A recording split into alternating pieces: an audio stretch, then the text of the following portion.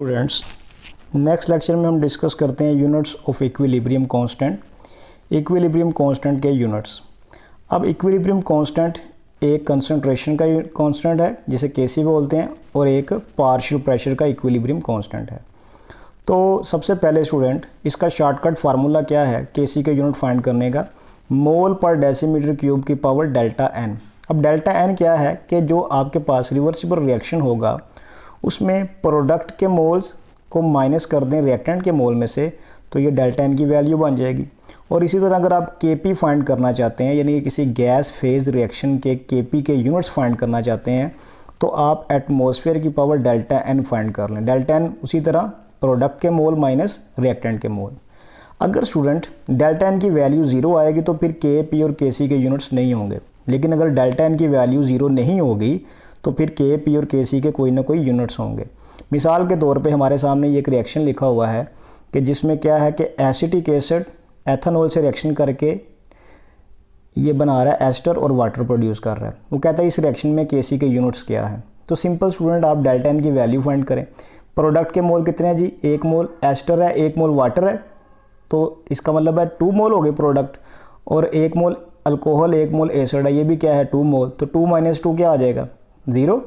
ठीक है, तो इसका मतलब है कि इस रिएक्शन के लिए यूनिट्स नहीं होंगे। इसी तरह यहाँ पे ये देखें एक रिएक्शन है जिसमें 2 मोल ए है और बी है और ये सी है।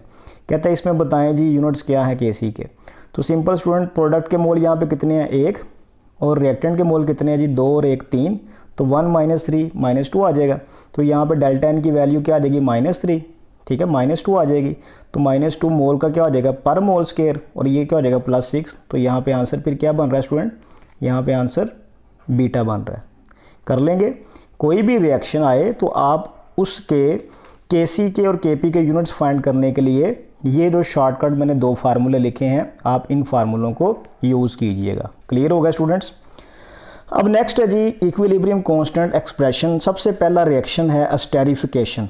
एस्टेरिफिकेशन बेसिकली कार्बोक्सिलिक एसिड और अल्कोहल के दरमियान रिएक्शन है, और ये एक एक्वस फेज रिएक्शन है, यानी कि ये लिक्विड स्टेट पे होता है। ठीक हो गया। ये हमारे पास क्या है? एसिटिक एसिड, और ये क्या है? एथेनॉल।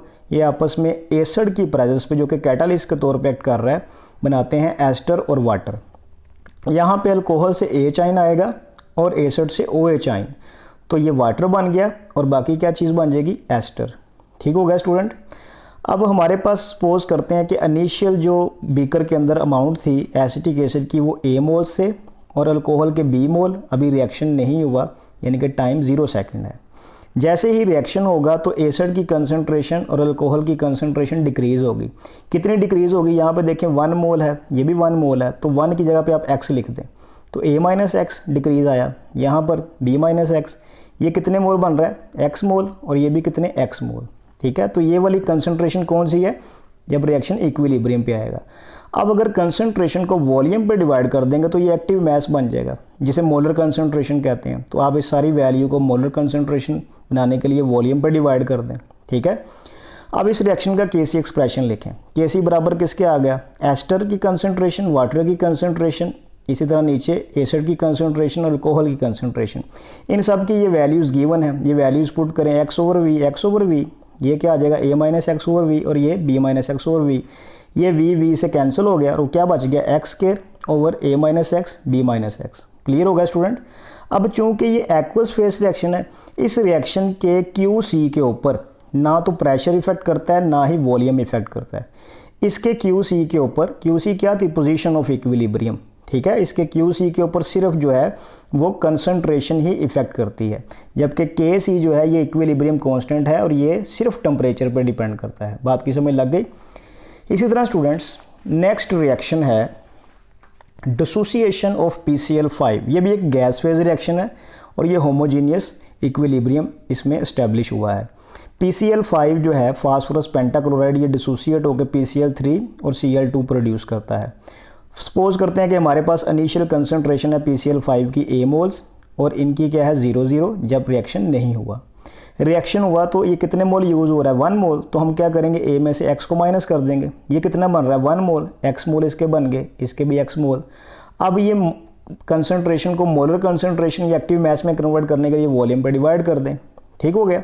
अब इसका कैसे एक्सप्रेशन लिखेंगे तो ऊपर PCl3 Cl2 की कंसनट्रेशन PCl5 की, इन सब की वैल्यूज़ ये गिवन है, ये पुट कर दें यहाँ पे x/v a minus x/v, v से कैंसिल हो जाएगा, ये x²/v आ गया और ओवर क्या आ जाएगा a माइनस x।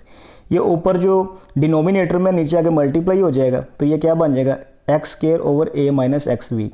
तो स्टूडेंट याद रखिएगा कि अगर किसी एक्सप्रेशन में वॉल्यूम आ जाए तो इसका मतलब ये होता है कि इस रिएक्शन के ऊपर वॉल्यूम, प्रेशर, कंसंट्रेशन जो इक्विलिब्रियम पोजीशन है उसके ऊपर इफेक्ट कर रहे हैं डायरेक्टली।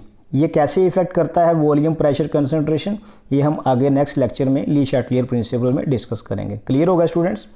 इसी तरह नेक्स्ट है डीकम्पोजिशन ऑफ N2O4। ये भी एक गैस फेज रिएक्शन है स्टूडेंट, जिसमें डाई नाइट्रोजन टेट्राऑक्साइड डिसोसिएट होकर NO2 प्रोड्यूस करता है। ठीक हो गया। इसकी इनिशियल कंसंट्रेशन A मोल्स और ये 0 जब टाइम 0 सेकंड था। ये कितना डिसोसिएट हुआ है 1 मोल, तो A में से x को माइनस कर दें, ये कितना बन रहा है 2 मोल, तो ये 2x कर दें। वॉल्यूम पे डिवाइड कर देंगे तो ये मोलर कंसंट्रेशन, ये एक्टिव मैस बन गया। इसका Kc लिखेंगे तो NO2 की कंसंट्रेशन की पावर 2 आ जाएगी क्योंकि 2 मोल है, और नीचे क्या आ गया N2O4। इन दोनों की वैल्यू पुट कर दें जी, 2x/v का स्केयर आ गया, a माइनस x/v आ गया। तो ये जो v स्केयर है मैंने इसको 2 दफ़ा v लिख दिया, ये 4x square v multiply v, एक v से कैंसिल हो जाएगा, जो एक v रह गया वो नीचे जाकर मल्टीप्लाई हो जाएगा। तो हमारे पास फाइनल एक्सप्रेशन क्या आ गया 4x square over a minus xv। मैंने भी आपको बताया है कि अगर किसी एक्सप्रेशन में वॉल्यूम डिनोमिनेटर में या न्यूमिनेटर में आएगा, इसका मतलब है कि वो रिएक्शन वॉल्यूम, प्रेशर और कंसंट्रेशन, ये तीनों फैक्टर्स उस रिएक्शन के इक्विलिब्रियम पोजीशन के ऊपर इफेक्ट करेंगे। बात की समझ लग गई स्टूडेंट्स। इसी तरह नेक्स्ट रिएक्शन है synthesis of ammonia, ammonia synthesis.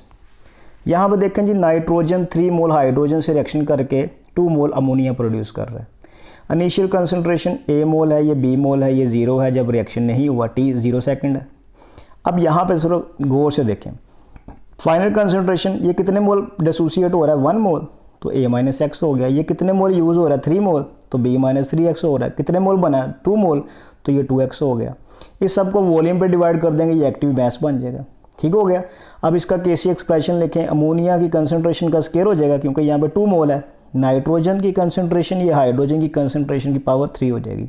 इन सब की वैल्यूज़ ये वाली आप यहाँ पे पुट कर दें, 2x/v का स्केयर हो गया, a minus x/v, b minus 3x/v की पावर 3 हो गई। अब ये v स्केयर जो है मैंने इसको 2 दफ़ा v लिख लिया और ऊपर 4x स्केयर कर दिया, नीचे a minus x/v, b minus 3x की पावर 3, और जो इसके बटे में v है उसको 3 दफ़ा लिख दिया। ये वाले 2v इन 2v से कैंसिल हो जाएंगे, पीछे क्या होगा 2v बच गए, ये v स्केयर ऊपर जाके मल्टीप्लाई हो जाएगा, तो ये क्या बन गया 4x square v square over a minus x b minus 3x की पावर 3।